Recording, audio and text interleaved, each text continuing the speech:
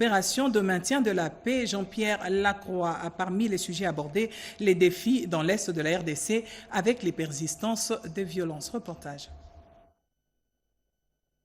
Je viens d'être reçu avec ma délégation, avec Madame Bintou Keïta, chef de la MONUSCO, et ma délégation venant de New York par son Excellence le Président de la République, chef de l'État. Je le remercie pour son temps, sa disponibilité. Madame la ministre d'État, ministre des Affaires étrangères, était présente à cet entretien et elle est à mes côtés. Je crois que ça témoigne de l'excellente coopération que nous avons avec les autorités congolaises. Excellente coopération qui a été réaffirmée au plus haut niveau par le chef de l'État. Il y a des défis, nous les connaissons. Il y a une situation de violence qui persiste dans l'est de la République démocratique du Congo. Et nous avons des efforts diplomatiques avec notamment le processus de Washington, celui de Doha, l'implication de l'Union africaine, l'implication des Nations unies, une excellente résolution, la résolution 2773 du Conseil de sécurité adoptée à l'unanimité par le Conseil de sécurité qui a tous les bons messages, notamment sur la nécessité impérative d'un cessez-le-feu et du respect des engagements pris par toutes les parties lors de processus précédents. Donc nous avons à la fois des efforts diplomatiques qui sont encourageants et une situation de violence qui perdure sur le terrain. Donc la question maintenant, c'est que faire en sorte que ces efforts diplomatiques conduisent à des résultats concrets, c'est-à-dire la cessation des violences et la mise en œuvre de tous les engagements qui ont été pris. Nous sommes déterminés à travailler avec les autorités congolaises pour aboutir à ces résultats. Et je crois que ces messages ont été clairement réaffirmés de part et d'autre. Je remercie le chef de l'État d'avoir exprimé son appréciation positive de notre coopération, du travail de la MONUSCO malgré les défis. Et je crois un engagement de sa part et de la part de son gouvernement à continuer ce travail et nous aider aussi à relever des défis spécifiques que nous connaissons dans les différentes zones où nous opérons et notamment dans la zone aujourd'hui occupée par le M23 avec la présence également des forces armées rwandaises. Le raffermissement de relations bilatérales, d'amitié et de coopération entre la RDC et la Russie était au cœur des échanges entre le chef de l'État et l'ambassadeur de Russie en RDC. Avec celui de l'Égypte, il a été question de la coopération bilatérale entre Kinshasa et Caire, l'inauguration du grand musée de la capitale égyptienne. Le tout dans ce reportage.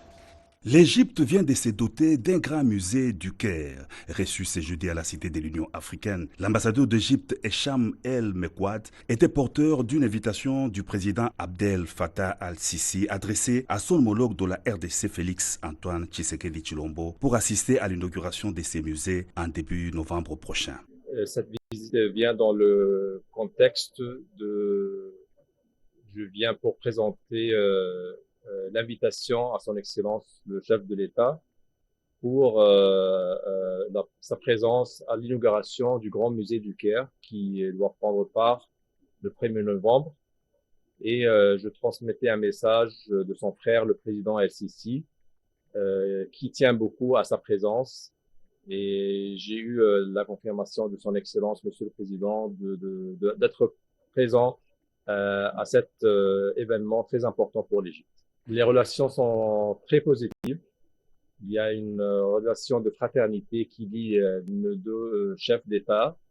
Et c'était aussi une occasion pour discuter de quelques sujets, de quelques volets qui sont liés aux relations bilatérales entre nos deux pays.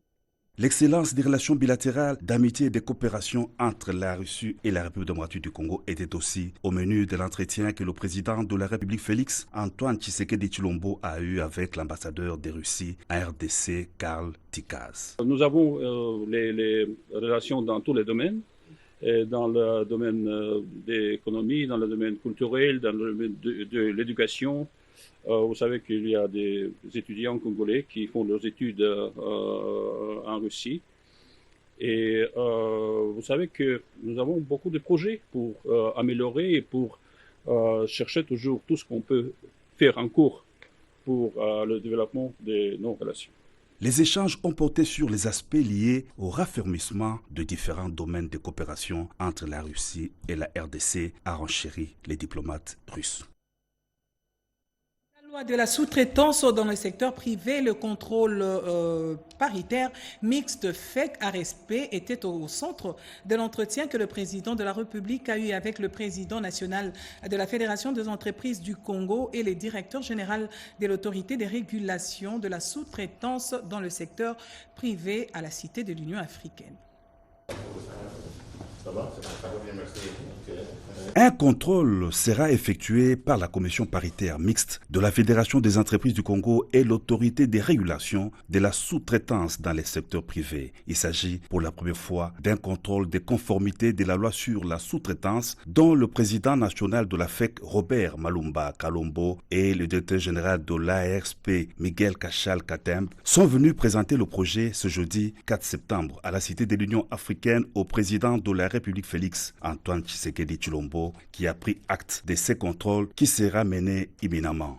Divers autres sujets, notamment le climat des affaires en RDC, ont été aussi évoqués, a indiqué le président national de la FEC. Nous avons parlé avec lui sur plusieurs points, notamment les premiers points étaient sur l'application de la loi et sur la sous-traitance.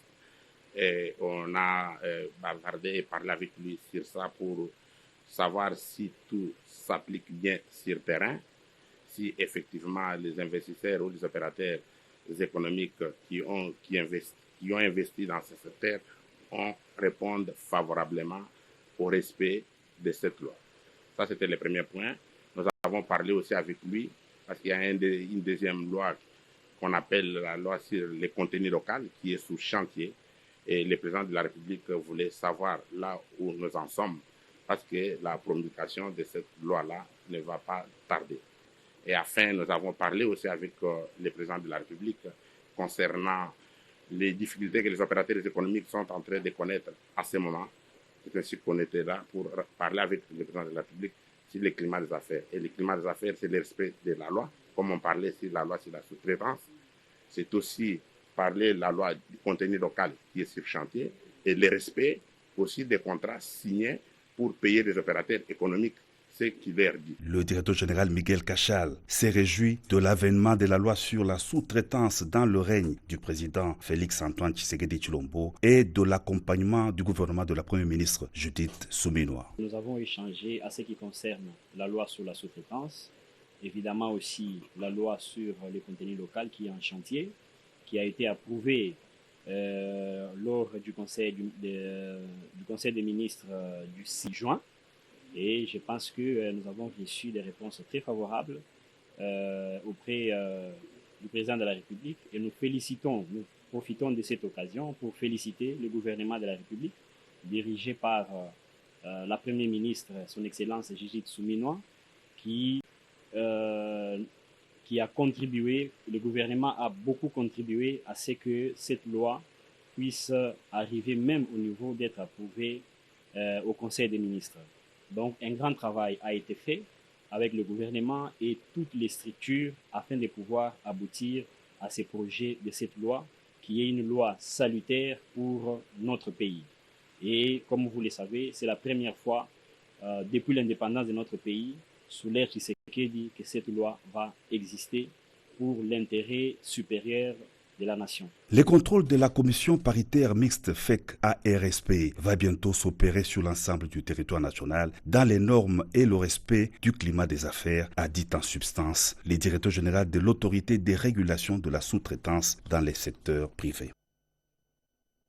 Changeons carrément de chapitre. C'est dans l'objectif de garantir la transparence, réduire des taxes abusives et rédiger le fonds vert, les priorités nationales que la Première ministre a lancé à Kinshasa la commission chargée de simplifier et contrôler les relèvements parafiscaux. Reportage Chimène Dondo.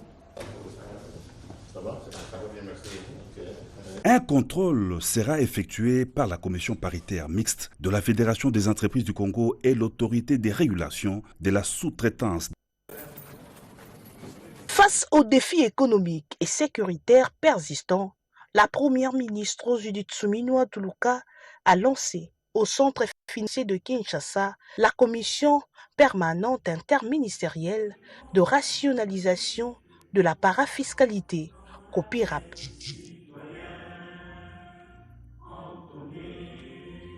Placée sous la coordination du ministère du Budget et des Finances, cette instance vise à mettre fin à la prolifération de prélèvements parafiscaux, à renforcer la transparence et à rediriger les ressources vers les priorités nationales. Pour réussir cette réforme, l'engagement de tous est indispensable, notamment le Parlement, qui doit exercer un contrôle rigoureux et accompagner la réforme par un cadre légal renforcé.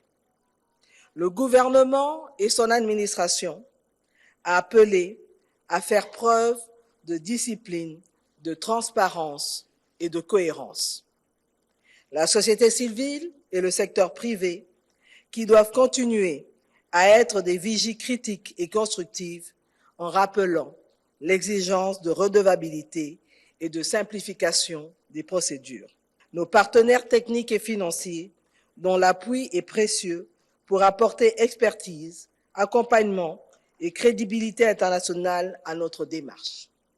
C'est ensemble que nous pourrons faire de la rationalisation de la parafiscalité un instrument puissant de modernisation de l'État et de prospérité économique.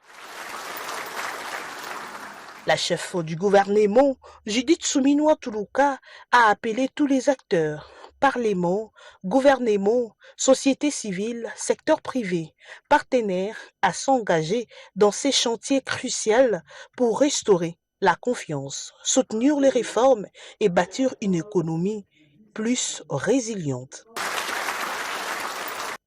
La transparence et la bonne gouvernance s'invitent au cœur de l'administration locale. L'Académie et les agents communaux ont clôturé une session de mise à niveau consacrée à la loi sur la passation de marchés publics. Rikinzuzilo et Mayawel. C'est dans la salle des réunions de la commune de Kalamou que s'est tenue la cérémonie de clôture de la session de mise à niveau des agents communaux. Objectif: vulgariser la loi sur la passation de marchés publics et renforcer les capacités de ceux qui sont au cœur de la gestion locale. Présidé par le directeur général de l'autorité de régulation des marchés publics, Maître Claude Kayembembaye, la rencontre a mis en lumière la nécessité pour les agents d'intégrer dans leur pratique quotidienne les principes de transparence et de bonne gouvernance. La formation dont vous venez de bénéficier n'était pas seulement une série de sessions théoriques. Bien au contraire, elle a été une véritable immersion. Elle vous a permis d'explorer les principes fondamentaux de la commande publique, la planification, la passation, l'exécution et le contrôle des marchés publics. Vous avez eu l'occasion d'échanger, de partager vos expériences et de tisser des liens précieux avec vos formateurs qui ne sont pas que des théoriciens, mais surtout des experts praticiens de la commande publique. Présent à cette cérémonie, le bourgmestre de Kalamou a exprimé sa satisfaction et encouragé ses agents à mettre en pratique les acquis de la formation, avant de dire toute sa reconnaissance au DG de l'ARMP qui a abandonné ses bureaux climatisés de la Gombe pour sa commune.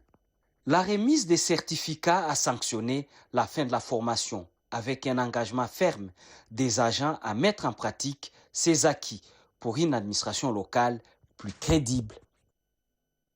Rentrée scolaire 2025-2026, gratuité, innovation et réforme pour une éducation inclusive et de qualité. Cette rencontre a permis au ministre de Communication et Médias et la ministre de l'Éducation nationale à revenir sur les enjeux et priorités de cette nouvelle année scolaire. Une autre tête-à-tête enregistrée avec la presse et celui du porte-parole du gouvernement avec son collègue de la santé sur la problématique de l'épidémie à virus Ebola qui refait surface en RDC. On fait le point avec Jacques Kabouaba. L'épidémie à la République démocratique du Congo, plus précisément dans la province du Kasaï. Le ministre de la Santé publique, Hygiène et Prévoyance sociale, Samuel Roger Kamba, l'a confirmé le jeudi 4 septembre lors du briefing presse co-animé avec le ministre de la Communication et Médias, Patrick Mouyaya Katimboué. Selon Dr Samuel Roger Kamba, 28 cas ont été recensés et 15 décès ont été enregistrés. Le ministre Kamba a saisi cette opportunité pour communiquer à la population quelques règles d'hygiène à observer pour ne pas propager cette épidémie. Chaque fois qu'on nous informe d'une fièvre hémorragique, nous mettons immédiatement les mesures de riposte en marche parce que tout simplement, les fièvres hémorragiques sont souvent malheureusement causées par des virus très mortels. En l'occurrence, le virus d'Ebola. Nous avons été informés le samedi et le mardi, nos équipes sont déjà sur place. Donc nous avons déployé déjà tous les moyens pour qu'on amène les équipements effectivement de protection individuelle, mais surtout qu'on montre aux professionnels de santé qui sont sur place les moyens de ce qu'on appelle PCI, la protection contre les infections. Auparavant, les porte-parole du gouvernement, Patrick Mougiaka Temboué, et la ministre d'État en charge de l'éducation nationale et nouvelle citoyenneté, Raissa Malou, ont rassuré que la gratuité de l'enseignement de base est d'application obligatoire sur toute l'étendue du territoire national, y compris dans les zones sous occupation. Cette mesure de gratuité, on ne peut pas revenir en arrière. Donc nous réaffirmons la gratuité de l'enseignement primaire public sur l'ensemble du territoire de la République démocratique du Congo. L'État, comme il a fait avant, va continuer à le faire, c'est-à-dire à payer les enseignants, à payer les frais de fonctionnement des élèves, et que tout arrêté qui est pris au niveau des provinces, parce que vous savez, les provinces fixent les frais, ces arrêtés doivent être envoyés au niveau national pour qu'ils soient validés avant qu'ils ne soient effectifs. Et d'ailleurs, ici, je dois rappeler que les forces d'occupation n'ont aucun droit, aucune légitimité de prendre des mesures de cette nature, parce que souvenez-vous, lorsque nous vous parlions ici de l'accord de principe, dans l'accord de principe, il est fait référence à la Constitution qui doit être respectée. Raissa Malou a présenté les mesures prises en œuvre par le gouvernement ainsi que les réformes engagées dans les secteurs de l'éducation. La ministre d'État a également souligné plusieurs actions phares pour l'année en cours, dont la poursuite de la construction de nouvelles salles de classe au niveau primaire et secondaire, la réforme des programmes, le renforcement de la gouvernance scolaire et la promotion de la nouvelle citoyenneté. PNUD, à travers le projet Actif, a clôturé son atelier de formation sur la responsabilité sociale et environnementale ici à Kinshasa. Des précisions dans ce reportage Mami Tabangoul. Cette session avait pour but de renforcer les capacités locales afin de mieux intégrer les enjeux sociaux et environnementaux dans la prise de décision. Une démarche qui cadre avec les objectifs de développement durable et la vision du PNUD pour une RDC plus résiliente et responsable. Pendant 3 jours, les participants venus de différents horizons, notamment des structures de la société civile, le service étatique et entités locales, ont été formés sur les principes fondamentaux de la gouvernance responsable de la cité. Ils ont renforcé leurs compétences pour mieux intégrer les enjeux sociaux et environnementaux dans leurs actions. La cérémonie de clôture a été marquée par la remise de brevets aux participants, reconnaissant ainsi leur implication. Cette formation s'inscrit dans la volonté du PNUD d'accompagner la République démocratique vers un développement durable et responsable. Les choses se précisent dans le cadre du projet de construction de logements plutôt sociaux décents dans la province de la Chopo. Une confirmation du gouverneur de province. Reportage.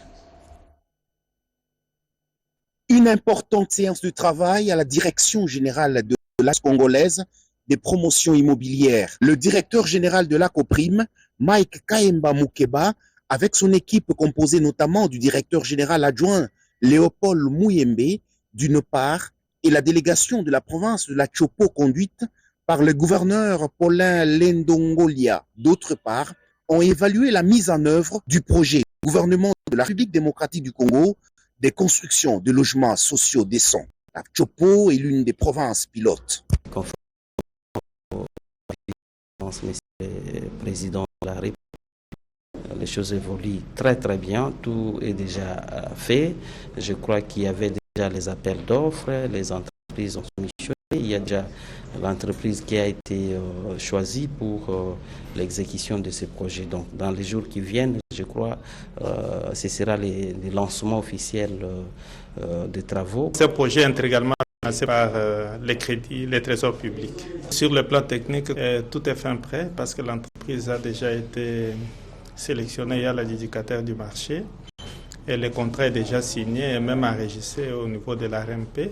La pose de la première pierre pour la construction de logements sociaux décents et équipements socio-communautaires de base est pour bientôt, à en croire le responsable de l'ACOPRIM et province de la Chopo. Le ministre des Droits humains en séjour de travail à Boma, dans le Congo central, a lancé un atelier de renforcement de capacité en matière de droits de l'homme. Samuel Mbemba Kabouya a aussi initié une démarche de réconciliation entre la population et la police en conflit dans cette partie du pays. Le ministre des Droits humains, Samuel Mbemba Kabouya, a lancé hier, mercredi 3 septembre 2025, l'atelier de renforcement de capacité en droits de l'homme pour le cadre et agent public des Boma. Visite les victimes et réconcilier la population et la police nationale. Cette mission officielle a été diligentée par la première ministre Judith Suminwa Tuluka sous l'impulsion du chef de l'État Félix-Antoine Tshisekedi Tshilombo à la suite des effondrements qui ont eu lieu à Boma entre la population et la PNC. Faire la médiation, c'est-à-dire ramener l'entente entre les deux, mais aussi pour organiser un atelier de renforcement des capacités en droits de l'homme, cela pour aider nos cadres et agents publics à être en mesure de gérer les dilemmes, fermeté dans la lutte contre la criminalité et respect des droits humains. Le ministre des Droits humains Samuel Mbemba Kabouya a tour à tour tenu une réunion de sécurité locale, visite de réconfort de victimes, lance l'atelier de renforcement de capacités en droits de l'homme, offerte un dîner de réconciliation aux notables, la société civile, les jeunes et le cadre et agents publics, dont les policiers. Cap sur la province de l'Ituri. Face aux défis persistants de l'état de siège, l'Union européenne et l'administration militaire intensifient leur collaboration pour répondre aux urgences sécuritaires, humanitaires et relancer l'économie locale. Reportage. En Ituri, province de l'Est de la République démocratique du Congo, l'espoir renaît malgré des années de violence et d'insécurité. Mercredi 3 septembre 2025, Bunia a reçu une visite officielle de Joa Borgostam, représentant spécial de l'Union européenne pour la région des Grands Lacs. Le diplomate suédois a été accueilli par les gouverneurs militaires de la province, le lieutenant-général Luboyanka Chamadjoni, pour une audience officielle. Au programme, sécurité, assistance humanitaire et relance du développement local. Ma visite ici, cela s'inscrit aussi dans les efforts de la population et de l'Union européenne de montrer très clairement le soutien pour les autorités légitimes de la République démocratique du Congo dans l'est du pays. L'Ituri démontre aujourd'hui des signes positifs de la reprise et des développements. Et c'est là, contrairement à certains clichés, cette province s'efforce de tourner la page de l'insécurité et bâtir un avenir meilleur. L'échange apporté sur l'état des sièges en vigueur qui vise à neutraliser les groupes armés et restaurer la sécurité. L'accent a également été mis sur la protection des populations déplacées et la réhabilitation des infrastructures essentielles. L'Union européenne reste pleinement engagée aux côtés du gouvernement congolais. Ces initiatives illustrent notre volonté d'accompagner la province vers la stabilité et le développement, a-t-il laissé entendre. La pose des enrobés en cours sur les grandes artères de la ville d'Issiro est précédée par la constitution des ouvrages d'art répondant aux standards. Plusieurs artères sont déjà couvertes par des caniveaux d'évacuation d'eau des pluies. Nathalie Mboula.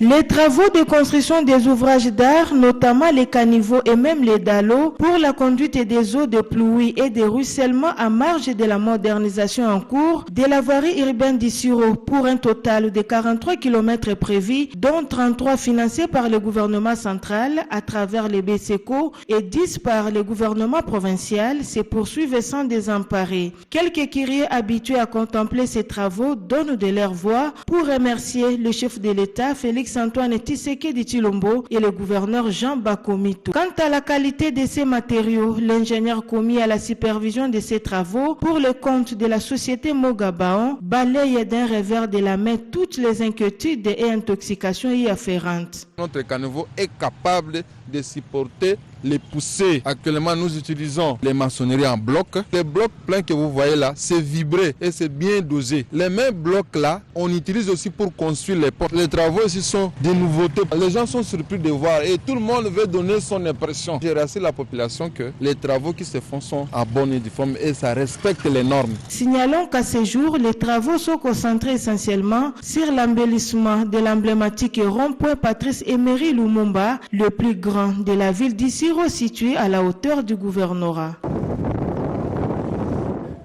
La province de Mai-Ndombe vient de bénéficier d'un appui de taille. La fondation Gate Village Rich a remis de moyens de mobilité à la division provinciale de santé de cette province. Reportage.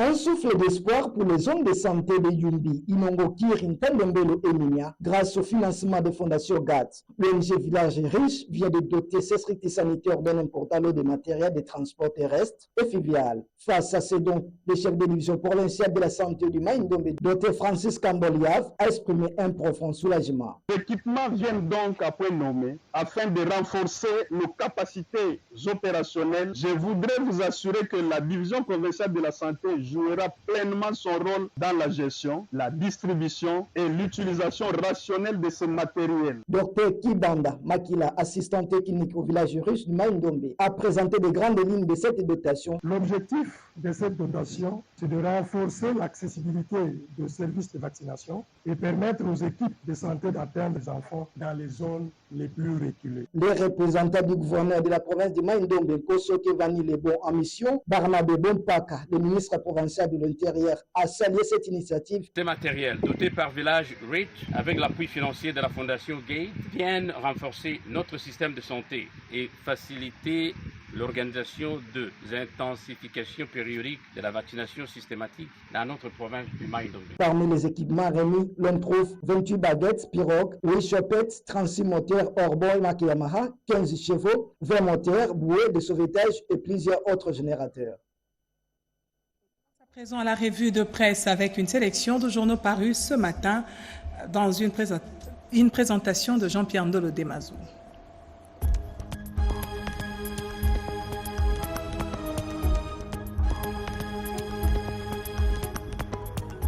Bienvenue mesdames, messieurs à cette revue de presse du vendredi 5 septembre 2025.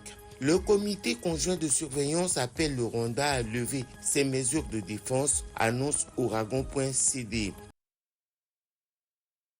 De l'accord de paix présenté comme historique entre la RDC et le Rwanda, le processus peine à produire les résultats. Réunis le 3 septembre 2025 avec l'appui des États-Unis, du Qatar, du Togo en qualité de facilitateur de l'Union africaine et de la Commission de l'UA, le comité conjoint de surveillance a dressé un constat amer. L'accord reste menacé par la persistance des violences et sa mise en œuvre exige des gestes concrets. Au cœur de ces conclusions, le comité a formulé 2 recommandations centrales, à savoir accélérer les efforts visant à neutraliser le groupe armé FDLR et faire progresser la levée par Kigali de ces mesures défensives conformément à l'annexe A de l'accord. Sud Kivu, nuit de tir et ville morte à Uvira jeudi, rapporte le quotidien. La nuit de mercredi 3 septembre 2025 a replongé Uvira dans une atmosphère de guerre. À partir de 22h26, des tirs d'armes légères et lourdes ont éclaté dans plusieurs quartiers de la commune de Kalundu. Les habitants surpris dans leur sommeil, se sont terrés dans leur maison, redoutant une escalade de la violence. Au matin, le constat est amer, la ville est paralysée dans le cadre d'une journée ville morte. Dans le cadre d'une journée ville morte décrétée par les combattants Wazalendo et les mouvements citoyens, ces derniers protestent depuis 3 jours contre l'arrivée du général Olivier Kassiga, nommé commandant de la 33e région militaire. Kwamut, 5 femmes enlevées par les Mobundo, libérées par l'armée, révèle Info27.cd. Les forces armées de la République démocratique du Congo ont libéré 5 femmes kidnappées par les rebelles Mobundo lors d'une opération à Kwamouth dans le Maïndombe. Cette action militaire intervient alors que la région reste sous la menace persistante de ces groupes armés. RDC, l'ex-ministre de la Justice Constant Moutamba entame une grève de la faim pour dénoncer sa condamnation. Titre Actu30.cd. Plus de 48 heures après sa condamnation à 3 ans de travaux forcés, l'ancien ministre de la Justice, détenu depuis dans les locaux de l'inspection provinciale de la police de la ville de Kinshasa, Constant Moutamba a entamé une grève de la faim le jeudi 4 septembre. Joint par Actu30.cd, un cadre de la NOJEC, le parti de l'ex-ministre de la Justice, qui confirme cette information, renseigne que cette décision drastique de leur leader a pour but d'exprimer son indignation suite à sa condamnation. Et puis c'est communiqué et la grande famille de Moboutistes, les anciens collaborateurs, amis et connaissances, famille et la fondation